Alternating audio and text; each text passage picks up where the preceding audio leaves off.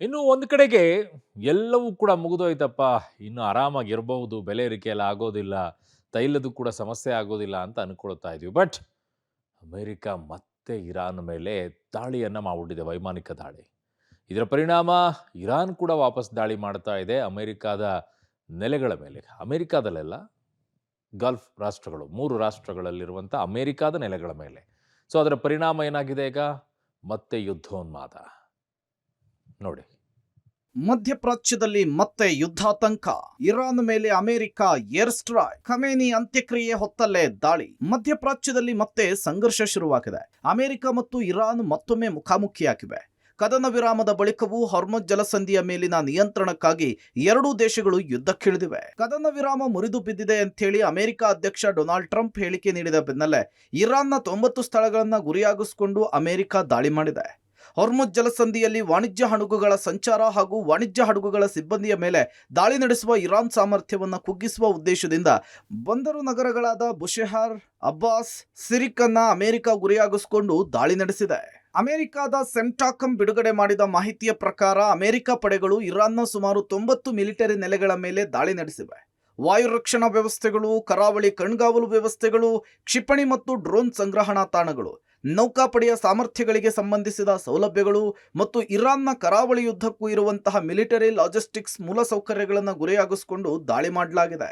ಇನ್ನು ಅಮೆರಿಕ ನಡೆಸಿದಂತಹ ದಾಳಿಗೆ 14 ಮಂದಿ ಇರಾನಿಯರು ಸಾವನ್ನಪ್ಪಿದ್ದು 70 ಮಂದಿ ಗಾಯಗೊಂಡಿದ್ದಾರೆ. ಖಮೇನಿ ಅಂತ್ಯಕ್ರಿಯೆ ನೆರವೇರ್ತಾ ಇರೋ ಹೊತ್ತಲ್ಲಿಯೇ ಅಮೆರಿಕ ದಾಳಿ ಮಾಡಿದ್ದು ಅಂತ್ಯ ಸಂಸ್ಕಾರ ಸ್ಥಳ ಮಶಾದ್ಗೆ ತೆರಳುವ ರೈಲ್ವೆ ಮಾರ್ಗಗಳನ್ನು ಗುರಿಯಾಗಿಸಿಕೊಂಡು ಅಮೆರಿಕ ದಾಳಿ ಮಾಡಿದೆ. ಅಂತ್ಯಕ್ರಿಯೆಗೆ ತೆರಳುವವರಿಗೆ ಅಡ್ಡಿ ಉಂಟು ಮಾಡಿದೆ. ಇರಾನ್ನ ಸುಪ್ರೀಂ ಲೀಡರ್ ಆಗಿದ್ದಂತಹ ಅಯತುಲ್ಲಾ ಅಲಿ ಖಮೇನಿ ಅವರ ಅಂತ್ಯಕ್ರಿಯೆಯ ಸಂದರ್ಭದಲ್ಲೇ ಅಮೆರಿಕ ಇರಾನ್ನ ಮೇಲೆ ಭೀಕರ ದಾಳಿಗಳನ್ನು ನಡೆಸ್ತಾ ಇದೆ. ಹಾರ್ಮುಜ್ ಜಲಸಂಧಿಯ ಮೇಲೆ ನಿಯಂತ್ರಣವನ್ನು ಹೊಂದುವ ವಿಚಾರಕ್ಕೆ ಸಂಬಂಧಪಟ್ಟಂತೆ ಈಗ 3ನೇ ಹಂತದ ಸಂಘರ್ಷ ಮಧ್ಯಪ್ರಾಚ್ಯದಲ್ಲಿ ಶುರುವಾಗಿರುವಂಥದ್ದು. ಅಮೆರಿಕ ಇರಾನ್ನ 90 ಸೇನಾ ನೆಲೆಗಳನ್ನು ಗುರಿಯಾಗಿಸಿಕೊಂಡು ನಿರಂತರವಾದಂತಹ ದಾಳಿಯನ್ನು ಮಾಡಿದೆ. ದಾಳಿಯಲ್ಲಿ ಈವರೆಗೂ 14 ಜನ ಮೃತಪಟ್ಟಿದ್ದು 70ಕ್ಕಿಂತ ಹೆಚ್ಚು ಮಂದಿ ಗಾಯಗೊಂಡಿದ್ದಾರೆ ಅನ್ನುವಂತಹ ಮಾಹಿತಿಗಳು ಕೂಡ ಬರ್ತಾ ಇರುವಂಥದ್ದು. ಮುಖ್ಯವಾಗಿ ಬಂದರುಗಳನ್ನು ಗುರಿಯಾಗಿಸಿಕೊಂಡು ದಾಳಿಯನ್ನ ಮಾಡ್ತಾ ಇರುವಂಥದ್ದು. ಯಾಕೆಂದ್ರೆ ಮಧ್ಯಪ್ರಾಚ್ಯದಲ್ಲಿ ಸಂಚರಿಸುವ ಹಡಗುಗಳ ಮೇಲೆ ಇರಾನ್ ದಾಳಿ ಮಾಡಬಹುದಾದಂಥ ಸಾಧ್ಯತೆ ಇರುವಂತಹ ಹಿನ್ನೆಲೆಯಲ್ಲಿ ಅಮೆರಿಕ ಈ ನಿರ್ಧಾರಕ್ಕೆ ಬಂದಿರುವಂಥದ್ದು. ಈ ದಾಳಿಯ ತೀವ್ರತೆ ಇನ್ನಷ್ಟು ಹೆಚ್ಚಾಗಬಹುದು. ಅಮೆರಿಕ ದಾಳಿಗೆ ಇರಾನ್ ಪ್ರತೀಕಾರ. ಕುವೈತ್, ಬಹರೇನ್ನಲ್ಲಿ ಕ್ಷಿಪಣಿ, ಡ್ರೋನ್ ದಾಳಿ. ಅಮೆರಿಕದ ದಾಳಿಗಳ ಬೆನ್ನಲ್ಲೇ ಪ್ರತೀಕಾರದ ಭಾಗವಾಗಿ ಇರಾನ್, ಕುವೈತ್ ಮತ್ತು ಬಹರೇನ್ನಲ್ಲಿರುವ ಅಮೆರಿಕದ ಸೇನಾ ನೆಲೆಗಳನ್ನು ಗುರಿಯಾಗಿಸಿಕೊಂಡು ಕ್ಷಿಪಣಿ ಮತ್ತು ಡ್ರೋನ್ ದಾಳಿ ನಡೆಸಿದೆ.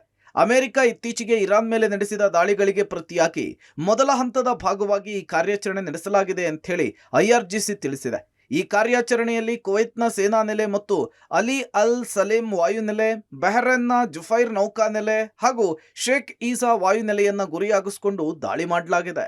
ಏಕಪಕ್ಷೀಯ ದಾಳಿ ಮೂಲಕ ಒಪ್ಪಂದ ಉಲ್ಲಂಘನೆ. ಅಮೆರಿಕ ದಾಳಿಗೆ ಇರಾನ್ ತಿರುಗೇಟು. ಸಂಘರ್ಷದ ಬಗ್ಗೆ ಮಾತನಾಡ್ತಿರುವ ಅಮೆರಿಕದ ಅಧ್ಯಕ್ಷ ಡೊನಾಲ್ಡ್ ಟ್ರಂಪ್ ಇರಾನ್ ದಾಳಿಗೆ ಅಮೆರಿಕ ಬಲವಾಗಿ ಪ್ರತಿಕ್ರಿಯಿಸುತ್ತೆ.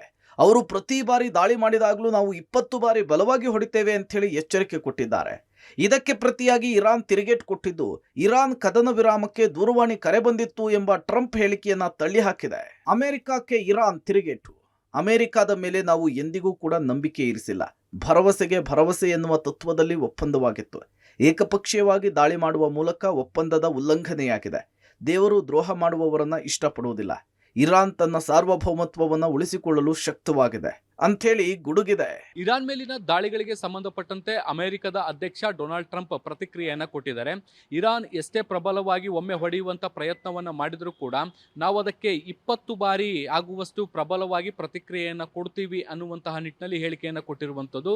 ಕದನ ವಿರಾಮವನ್ನು ಉಲ್ಲಂಘನೆ ಮಾಡಿದಂಥ ಹಿನ್ನೆಲೆಯಲ್ಲಿ ನಾವು ಈ ದಾಳಿಗಳನ್ನು ಮಾಡ್ತಾ ಇದ್ದೀವಿ ಅನ್ನುವಂಥ ನಿಟ್ಟಿನಲ್ಲಿ ಸಮರ್ಥಿಸ್ಕೊಂಡಿದ್ದಾರೆ. ಆದರೆ ಈ ಒಂದು ಸಮರ್ಥನೆಯನ್ನು ಇರಾನ್ ತಳ್ಳಿ ಹಾಕಿರುವಂಥದ್ದು. ನಾವು ಮೊದಲಿನಿಂದಲೂ ಕೂಡ ಅಮೆರಿಕದ ಮೇಲೆ ಭರವಸೆಯನ್ನು ಇಟ್ಟಿರಲಿಲ್ಲ, ಆದರೆ ನಂಬಿಕೆಯ ತತ್ವದ ಮೇಲೆ ನಾವು ಕದನ ವಿರಾಮಕ್ಕೆ ಒಪ್ಪಿಕೊಂಡಿದ್ದೇವೆ. ಈಗ ಅಮೆರಿಕ ಕದನ ವಿರಾಮವನ್ನು ಉಲ್ಲಂಘಿಸಿದೆ ಎನ್ನುವಂತಹ ನಿಟ್ಟಿನಲ್ಲಿ ಹೇಳಿಕೆಯನ್ನು ಕೊಟ್ಟಿರುವಂಥದ್ದು. ಹೀಗಾಗಿ ಇರಾನ್ನಿಂದಲೂ ಕೂಡ ಪ್ರತಿ ದಾಳಿಗಳು ನಡೆಯುವಂತಹ ಸಾಧ್ಯತೆಗಳಿದೆ. ಇರಾನ್ನ ಸರ್ವೋಚ್ಚ ನಾಯಕ ಖಮೇನಿ ಅಂತ್ಯಕ್ರಿಯೆಯಲ್ಲಿ ಭಾಗಿಯಾದ ಲಕ್ಷಾಂತರ ಮಂದಿ. ಇರಾನ್ನ supreme leader Ayatollah Ali Khamenei America ಮತ್ತು ಇಸ್ರೇಲ್ ದಾಳಿಗೆ ಬಲಿಯಾಗಿದ್ರು. ಫೆಬ್ರವರಿ 28ರಂದು ನಡೆದ ಜಂಟಿ ದಾಳಿಯಲ್ಲಿ ಖಮೇನಿಯ ಹತ್ಯೆ ಮಾಡಲಾಗಿತ್ತು. ಅಂದಿನಿಂದ ಇಂದಿನವರೆಗೂ ಖಮೇನಿ ಮೃತದೇಹವನ್ನ ಸಂಸ್ಕರಣೆ ಮಾಡಿಡಲಾಗಿತ್ತು.